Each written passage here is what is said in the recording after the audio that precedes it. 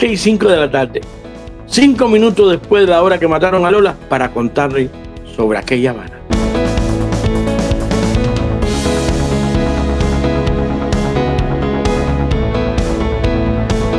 Finalmente tenemos al profe con nosotros. ¿Cómo está, profe? Hay millones de historias, de relatos, de narraciones de La Habana, aquella su Habana querida, y muchas otras cosas.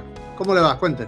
Con deseos de decirle a los habaneros que cómo era su historia, cómo fue y cómo se destruyó todo. Yo hice una nota aquí en el papelillo que decía los espejismos que creó el régimen al principio cuando entró en el 59.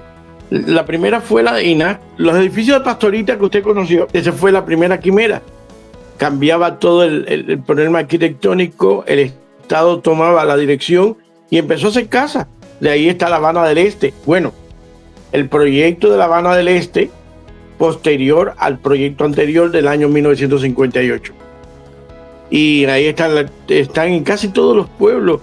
Existen grupos de lo que todavía se conoce con el nombre de Pastorita, que desapareció un día. Pastorita fue una combatiente en la sierra y que cuando baja, tenía los grados, creo, de capitán, y entonces a ella se le encarga este instituto que duró muy poco. Después, recuérdense que siempre hay que ver que ese instituto se hizo junto con el aquello de poder seguir las construcciones, entre comillas, cuando ya desaparecieron todas las empresas privadas. Algunas quedaban, pero intervenidas hasta el año 67, 63, 64, que se fueron todos. Y el nuevo proyecto ideológico de darle casa a todos. El proyecto se fue abajo. Posteriormente, cuando se crea el MICON y ya no existe nada privado. El Pastorita dependía mucho de algo que continuó, que fue la Lotería Nacional. Recuérdense que la Lotería Nacional sufre, en el año 59 sufre el primer embate, ya no es la misma, y entonces entre los bonos estaba el hacer las casas. Fue el proyecto también de Pastorita en la que se ocupó de que el famoso edificio que iban a hacer en la Plaza del Vapor, donde se convirtió en el parque El Curita, Sergio González, que todavía lo que hay es el parque, un horrendo parque, pero ahí va a ser un edificio de 5 plantas con parqueo, etcétera, etcétera. Si no más no recuerdo, eran unas plantas. Yo sé que iba a ser un gran centro comercial, pero todo se quedó como todo lo que se queda en esa época. Todo se quedó en veremos. Pero ese fue el primer plan, que fue un gran desastre. Celia Sánchez, la casa de Miramar, trajo toda la gente de Oriente a estudiar y la metió en aquellas casas que no tenían inclinato. Además, la ley de reforma urbana después dio también pie a que la gente se colara en los lugares y se quedara con los lugares. Fue desapareciendo todo.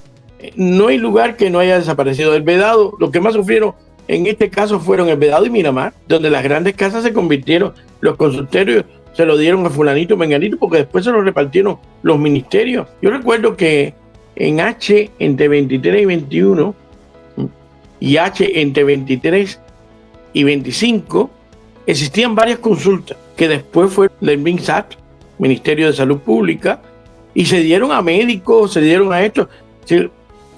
Se rompió con todo el equilibrio aparente que había allí.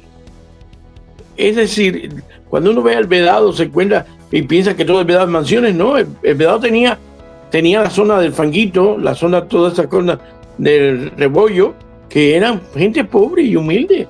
Existía la cuartería que existe, que eran todas iguales, en la calle 26, que con Nuevo Vedado, que se conocía como el pasaje Coli.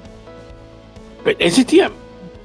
Eso fue proyectos descabellados de no mirar el centro de las cosas.